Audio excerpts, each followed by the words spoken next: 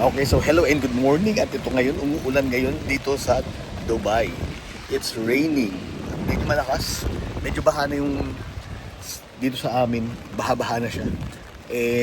Mag-ano ako ngayon. Maghahanap ako ng mabibilhan ng pagkain kasi hanggang ngayon ay maga pa rin ang aking ipin. Kaya yun, today is Eid. Ano ba yun? March. Kapag 19 and 20 na ngayon, March 20.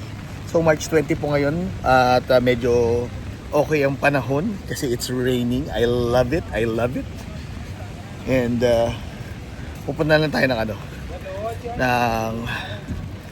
tawag dito sa West Zone.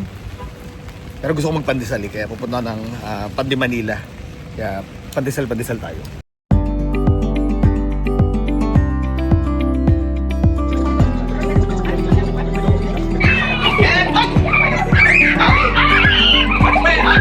Something big is about to happen in the Middle East. A massive U.S. naval armada is getting closer to Iran. International flights are being canceled, Gulf states are drawing red lines on the use of their airspace, and Iran is warning of all-out war. What's happening right now? And how close is the region to a full-blown crisis? In the last 24 hours, major airlines such as Lufthansa, Air France, and others have suspended flights to and over parts of the Middle East, signaling rising safety concerns and the growing risks of regional airspace. Meanwhile, the USS Abraham Lincoln Aircraft Carrier Strike Group, accompanied by multiple guided missile destroyers, has entered Middle Eastern waters from the Indian Ocean, signaling that tensions between the US and Iran could escalate at any moment. Iran, for its part, is reportedly preparing militarily for a potential US action and warned that any attack on Iran could trigger a large-scale conflict, also leveraging its regional allies, including Lebanon's Hezbollah, Yemen's Houthis, and militias in Iraq, warning that US interests and bases in the region could be targeted if Washington intervened.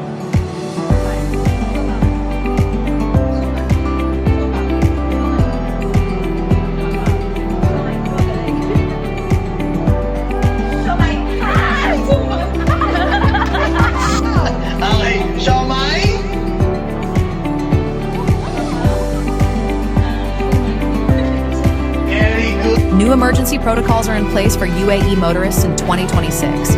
If you hear the Seek Shelter alert, pull over safely and enter the nearest concrete building or underground garage immediately. Stay away from glass and windows. Keep emergency lanes clear for the military and civil defense. If you're on major highways like the Sheikh Zayed Road and E311, follow police directions and never attempt to bypass checkpoints. Ensure your vehicle has at least a half tank of fuel and an emergency kit in case a shelter order shifts to an evacuation. Trust only official NCEMA updates or instructions broadcast by WAM, the Ministry of Interior. Stay calm, stay sheltered, and stay safe.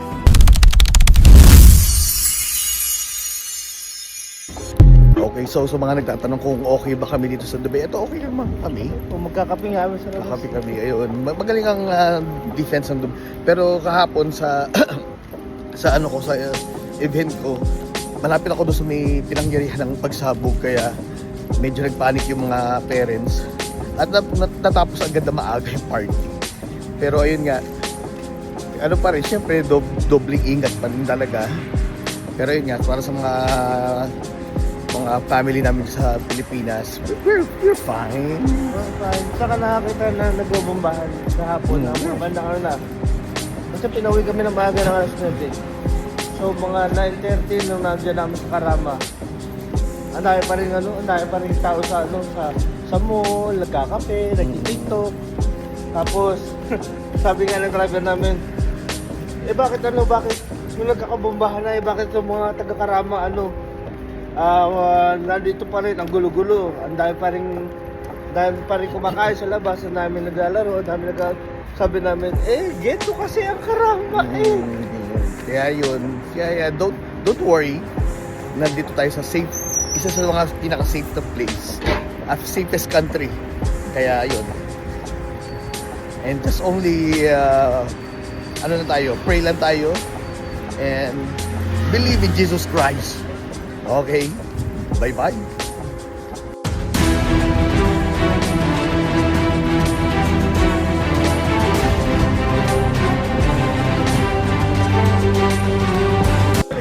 Okay, so para doon sa mga nagpo-post na yung pinasabog yung Burj Al Arab at saka hindi layo. totoo yan. mga ano kayo, post kayo ng post. AI lang yan. Ito, ganito kami ngayon. Oh. Ito ba yung ano? Mas safe ang Dubai. Ayun ang inaano namin sa inyo. Safe ang Dubai. Kaya ano lang, kaya doble ingat lang. Pero kung ano mo, mas ano yung government dito mas maayos kaysa dyan sa atin. Kasi mas maayos talaga. Yung pagdating nung may nangyaring ano kagad, nag-alarm kagad yung phone mo, nagbibigay ng warning na sinasabi na stay at home. Yung kasama namin sa bahay, ayun, work at home siya ngayon. Hinahanapan ng paraan para maging safe ang Tapos kung ang trabaho mo is essential, katulad ng sa grocery, mga ano, pwede ka lang pumasok. Pwede ka pumasok, pwede kang ano, kung driver ka, kung mas ano taxi yung ka. mas ano sila sa mga ano nila, mga tao nila dito sa ano, mas At additional lang din dyan, nung kasagsagan ng bombahan na yun, nakasakay na kami sa taxi noon papauwi. Nung dumayang kami sa Karama, sabi na may bombahan. Halos lahat ng tao dito parang wala lang pakialam. Well, anyway, ito ang day 2 po na aming paglalakad. Magkakape kami. Paglalakad sa labas. Magkakape naman kami ngayon kasi merienda time na. Kaya magkape muna tayo. So, ayan, nagmaka dito ako ngayon sa McDonald's. Nag-scooter ako. Ayan, tahimik naman. Wala namang gira-gira. Wala na. Galing sila na ano nila, naubos ata yung missile ng Iran, kaya nag-iipon pa sila. Siguro nakuubos yung missile natin. Ipon muna tayo bago natin sila tirahin ulit. Okay, so kahapon yun nga minarinig na pagsabog. At ayun nga sabi nga nila sa US Embassy. At ayun, maraming kumalat ng mga videos. So kanina umaga, pinuntahan ko at ayun nga nakita ko nga yung building may sunog lang daw sa taas lang. So hindi siya totally na-wreck. So parang ano lang, nasunog lang, sabi nila drone umano dun. So ayun nga, so to tell you the truth na ano pa rin, safe pa rin talaga dito sa Dubai. At ayun nga, nakapag-grocery pa kami, nakapaglakad-lakad pa sa umaga. At ayun nga, operating pa rin ng metro, operating pa rin ng ibang mga establishment. So ayun nga, may still safe pa rin po dito sa Dubai. Safe pa rin po yun. At ayun, nagmagawa ako ng lumpia dahil still safe pa rin. Don't worry about this. Okay, so ganito lang nga pag matutulog ako. Andyan siya. Ito yung pwesto niya. Ito pwesto ko. Parang inangkin niya lahat. Ayan. Feel pa niya.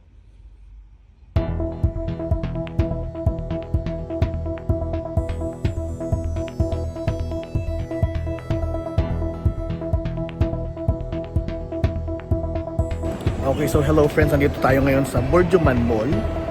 Day 5 na po nung alita ng mga kung ano na nangyayari ngayon. So, ayun nga. Grabe naman tong first kumbaga episode ng 2026. At ayun namin yung ni Francis, and still same pa din yung results. Kaya it's either baka mapauwi na lang siya. Kaya ginagawa namin, kami ng plan B. Kung hindi talaga magagawa ng pag-asa, hindi magawa ng paraan, ayun na lang talaga. And then suddenly this war naganap. At ayun, karamihan sa mga events ko is cancelled. At hindi ko alam na. So, dito tayo ngayon at tuloy pa rin ang buhay dito. Ang nakakatuwa lang kasi dito sa Dubai is every time na may mangyayaring isang sakuna or event, mag-ano kagad sila, magbibigay sila kagad ng warning na stay at home, parang katulad ng panahon ng pandemic. And ayun nga, as you can see, mas less ang tao ngayon sa labas. At ayun, titignan natin yung ano ba mga kaganapan ngayon dito in day 5. Okay? Okay, so today is the day 7 po ng gira-gira. At ayun, ayan. Napag-usapan namin, gira-gira, pero dito kami sa labas. Ayun lang, nakalabas. At ayun, ito nga dito may tubig-tubig dito. Pero ayoko mapunta dito kasi itong mamang to dumura. Kaya ang kakatakutan mo dito hindi yung malunod, kundi yung papunta sa yuntura. May diaper. Pero yun, andito kami ngayon. Saan ba tayo? Nasa Algobayba. Algobayba. Kasi Magsasakay kami ng Abra.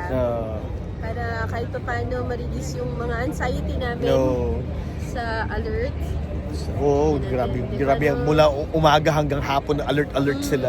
Pero buti na lang si Jed, alert na alert. Kaya yun, nandito kami ngayon at maglalakad, walking kami. Tsaka medyo malamig, no? No, maano pa rin? Malamig siya. Malamig pa rin dito sa Dubai. Is still. So, para sa mga family namin, huwag kayo masyado mag-alala sa amin dito.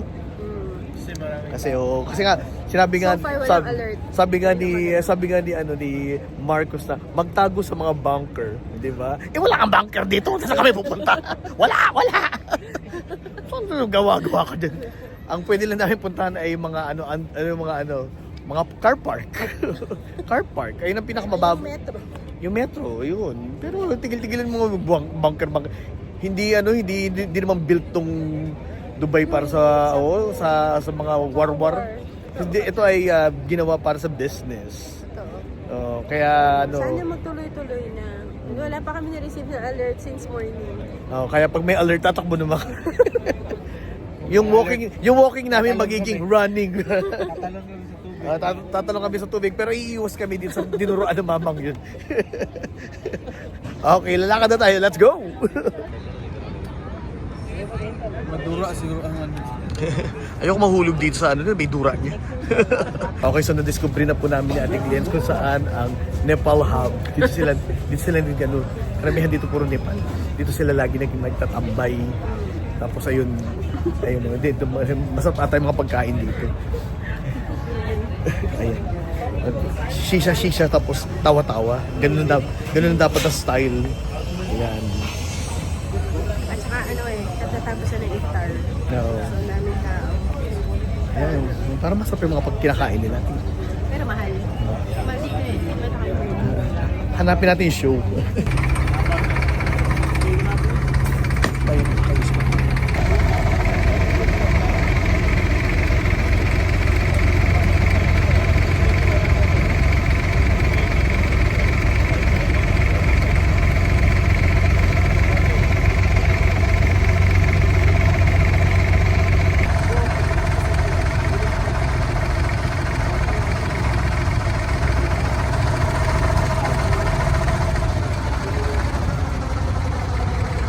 Okay, so nandito naman kami sa saan to?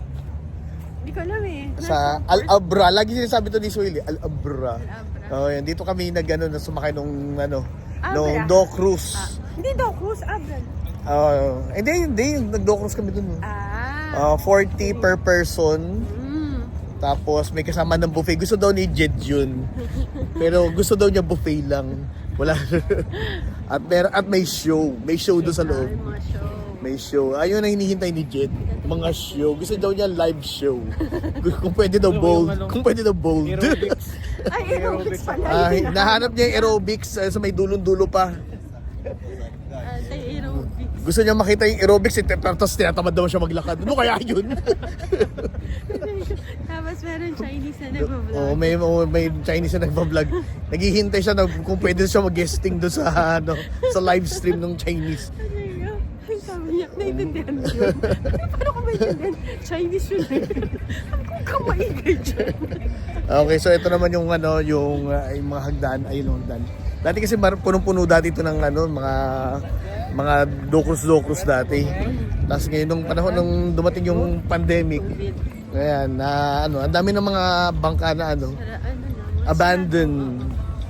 Abandoned. Tapos sabi ni Jed, ano daw gagawin doon? Sabi ko, pwede bang iuwi kung gusto nila. Kalakal, benta nila kalakal. Yan yung yung sa Ark of Noah. Ayan. Nakamaligtas Wow. sila dyan. Yan yung purpose niya kada hindi nila. Oo. Pag may bagyo dito, Noah's Ark, with buffet and show. yung mga padang pusa. Dapat pala ganun ginawa ni Noah para sumakay yung mga tao. Sabi niya, come, there's show. Yan din, ang mga sumakay lang, mga hayop eh. Hindi sumakay yung mga tao, naginarte yung mga tao eh. Yun Kaya- talaga yun. Utos talaga yun. Sabi ni- Hindi pa sumakay yung mga tao. Sabi ni God, mga dapat sinabi talaga ni Noah, 40 dirhams may show ng kasama, tsaka buffet. Ayun, so ito na nga, maingay na dito. Malamig pa din. At malamig pa rin. Nakakatawa naman magpasyal-pasyal dito. We love it. At ano na tayo, 600 steps. 1,000. 6,000. Ba't 6,000 na kagad yun? Oo, 6,000 steps. Tapos pag may drone, magiging run. Magiging run ang drama na. Clear ang sky. Yan o. Walang nangyayari ngayon. Kaya para doon sa mga nagpapakalat ng mga fake na video na sumabog dito, ito yan na nakita niyo naman tahimik dito. Kumbaga mas kampante ako kaysa sa sarili kong bansa. Mas kampante ako dito. Kasi anong oras na nakakapaglakad-lakad ka pa rin dito? Wala na. Doon sa atin Sasakyan ka. may biglang magugulat ka na lang, may riding in tandem again. Pagbabalik yung mga riding in tandem. Kaya dapat talaga bumalik talaga yung mga Duterte. Duterte! Ayan, so ito na nga. At dumaan na tayo dito sa Roostar. Ayan.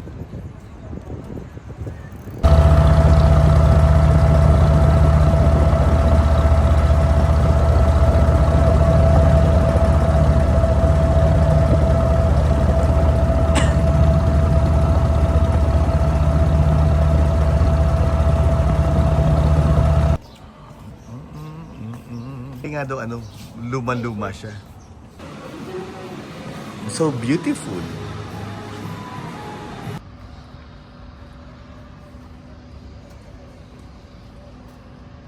Okay, so hello, good morning. Dito po tayo ngayon sa Alsip at ayun nga. Siyempre, kami pa rin yung magkakasama. Kagabi nung namin bigla nag-warning at ayun talagang may mga disaster na nangyari.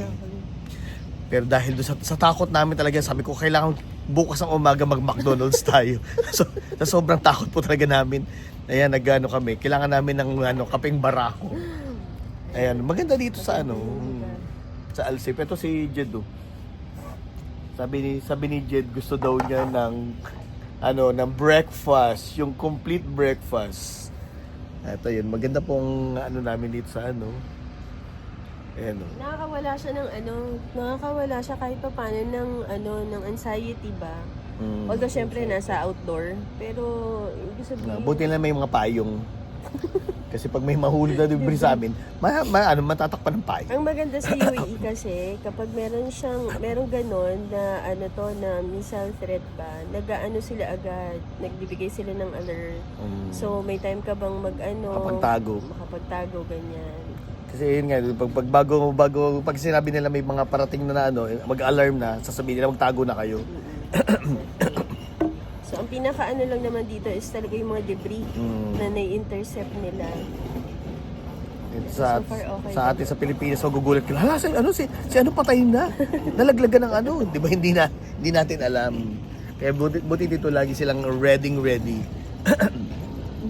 Kaya yun, may maganda yung mga mga kasirola. May kukunin namin yan. Mainit naman. Lipat po muna kami. Bye-bye. Ito lang kasi. Thank you so much. It has been almost a month since my country, the United Arab Emirates, was hit by an attack that was illegal, erratic, unjustified, and completely unprovoked. We did not ask for this conflict. In fact, we took every possible step to prevent it. But when the moment came, we were ready. Our defenses have been tested. Our resilience has been tested. Our character has been tested. And we withstood. At ADNOC, we took hits that no civilian enterprise, let alone one focused on delivering energy to the world, should ever have to deal with. We are deploying extraordinary measures to keep our people safe and to make sure, as much as possible, every customer and every stakeholder gets what they need. And we will continue to defend our nation and our way of life. In fact, this experience has only reinforced our model of pragmatic progress, rooted in realism, not ideology, steady in its course, practical in its approach, and laser-focused on results.